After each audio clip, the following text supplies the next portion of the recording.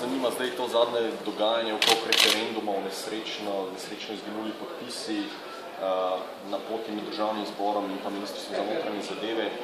Kakšen je vaš komentar na to zadevo? Pred nekaj minutami je minister Gorenak povedal, da je bilo tudi na ministrstvu za notranje zadeve vse v redu, skratka, da napake ni bilo, 400 podpisov pa vendarle nekje se je izgubilo. Kakšen je komentar? Bi moral za to kdo prevzeti odgovornost? Poglejte, če so podpisi dejansko zmanjkali, je to nedopustno.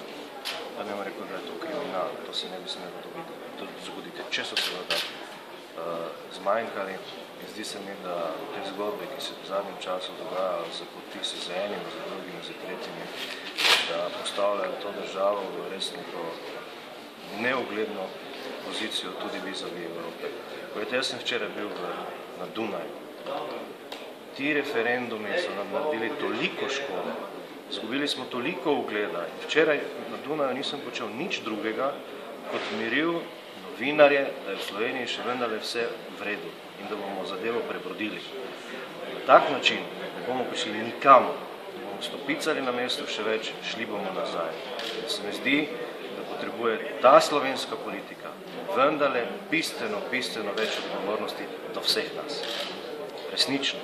Ampak vendarle, očitno je nekaj bilo narobe, 400 podpisov, očitno je zmanjkalo, to je priznal tako predsednik državnega zbora dr. Virant, kot sindikatu so absolutno prepričani, hranijo originale in tako naprej.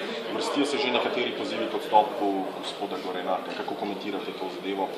Ali ima kredibilnost po vaše mnenju? Glede, jaz mislim, da je potrebno zadevo preiskati.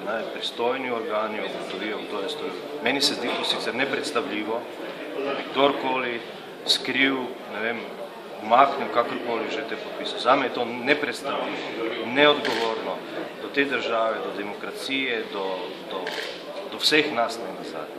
In tako prosim, organi, ki so za to pristojni, policija, kriminalisti, naj preiščejo, kdo je to storil in tega je treba kaznovati. To je kriminal, resnično.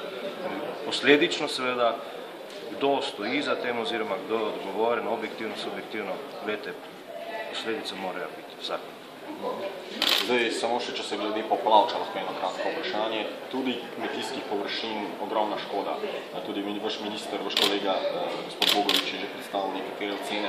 Pa me zanima, kako bo slovenska vlada tudi jutri na to točko na dnevnem redu pomagala in kmetom in seveda najbolj ogroženim področjem.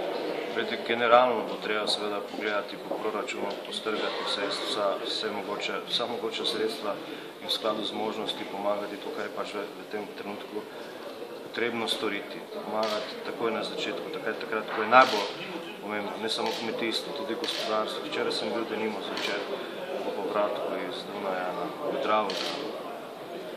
Je katastrofa. Skozi proizvodnjo halo je tekla 1,5 metra visoka reka. Spraznilo je halo, stroje, vse. In pripravljamo ukrepe, jutri bomo odločali o tem in jaz verjamem, da bomo v skladu z možnosti seveda poskušali vse pomagati. So razmere kritične ali bo Slovenija lahko zaprosila, glede na podatke o škodi, za tudi evropsko pomoč? Poglejte, glede na izkušnje, ki jih imam iz mandata 2004-2008, ko se mi je po 7-dnevnem ministrovanju so se zgodili železniki. Mislim, da je tokrat škoda bistveno večja, kot je bila takrat. Tako da zagotovo bomo zaprosili za pomoč. Jaz upam, da bo tudi ta prišla čim prej, ampak vendarle to je postopek. Mi moramo v tem trenutku tisto najnujnejše seveda storiti in pomagati. Hvala lepa. Tudi srečno. Tisto ostalo pa